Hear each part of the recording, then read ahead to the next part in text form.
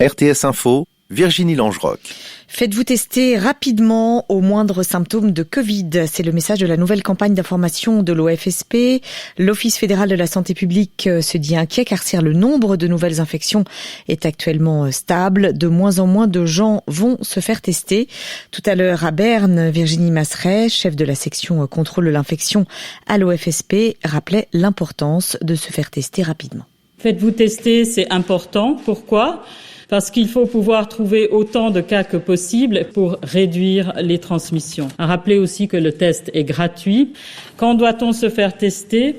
En cas d'apparition de nouveaux symptômes tels que la fièvre, la toux, le mal de gorge, des difficultés respiratoires, des douleurs dans la poitrine, la perte de l'odorat ou du goût. D'autres symptômes sont aussi possibles à côté de ces symptômes principaux.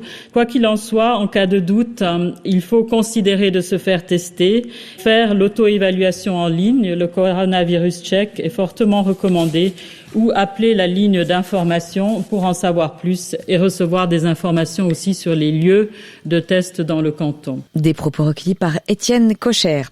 Le canton du Valais prolonge les mesures sanitaires pour contenir la pandémie. Cafés, restaurants, lieux de divertissement resteront fermés au moins jusqu'au 13 décembre. Il en va de même pour les rassemblements de plus de 10 personnes qui restent interdits. Le gouvernement a en revanche, Delphine Jande, procédé à quelques assouplissements.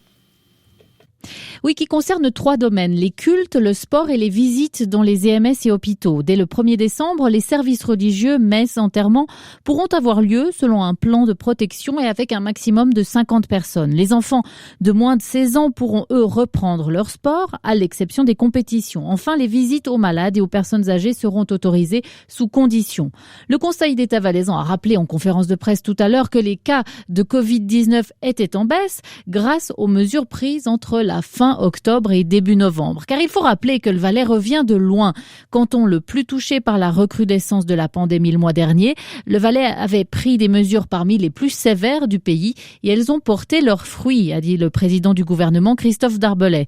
Pour autant, il n'est pas question de se relâcher. L'objectif, entrer dans la période des fêtes avec le plus petit nombre d'infections possibles.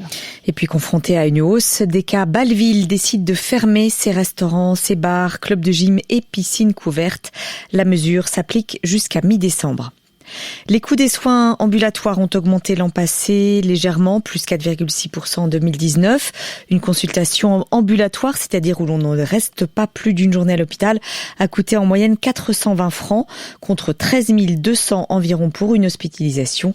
Un tiers des coûts hospitaliers sont imputables au domaine ambulatoire.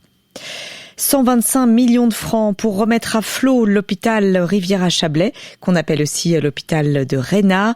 Les gouvernements vaudois et valaisans ont présenté aujourd'hui leur plan de sauvetage. Alors Sarah Clément, c'est beaucoup et c'est la deuxième fois en seulement 6 mois que les 2 cantons mettent la main au porte-monnaie. Les parlementaires vont-ils, oui ou non, approuver cette nouvelle demande d'aide financière ? Ces 125 millions serviront à éponger les dettes et à couvrir les charges d'investissement de Rhénat. Une somme très importante mais nécessaire selon les gouvernements cantonaux. De son côté, l'hôpital devra se serrer la ceinture en économisant 25 millions de francs d'ici 2026. L'objectif est de retrouver des comptes équilibrés d'ici là. Une aide de 80 millions de francs avait pourtant déjà été accordée au printemps dernier et les députés avaient dit oui dans l'urgence. Le déficit de l'hôpital étant 3 fois plus élevé que prévu. Une situation catastrophique qui a ensuite poussé la droite vaudoise à réclamer la création d'une commission d'enquête parlementaire. Le gouvernement n'y est pas favorable. Pour lui, les 2 audits publiés en août dernier suffisent. Au final, ce sont les députés valaisans et vaudois qui auront le dernier mot. Ils se prononceront sur ce dossier au début de l'année prochaine. Merci Sarah Clément.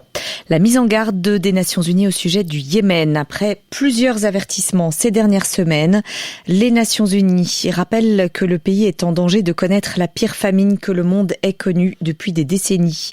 En l'absence d'action immédiate, souligne Antonio Guterres, le chef des Nations Unies, des millions de vies pourraient être perdues.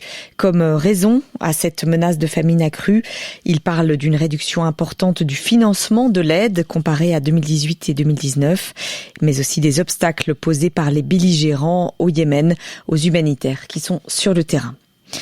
Daniel Cordier, grand résistant, ancien secrétaire de Jean Moulin, est mort aujourd'hui. Il avait 100 ans. Il était l'un des derniers compagnons de la Libération. Il est ensuite devenu un grand marchand d'art.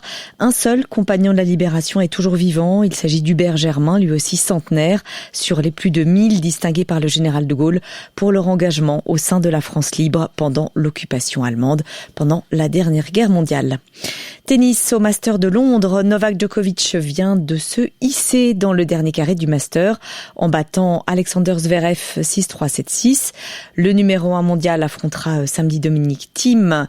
L'autre demi-finale mettra aux prises Daniil Medvedev à Rafael Nadal.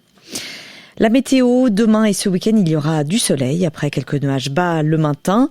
En plaine, il fera de -2 à 0 degrés, 4 degrés dans les endroits exposés à la bise. Partout ailleurs, il fera de 5 à 8 degrés.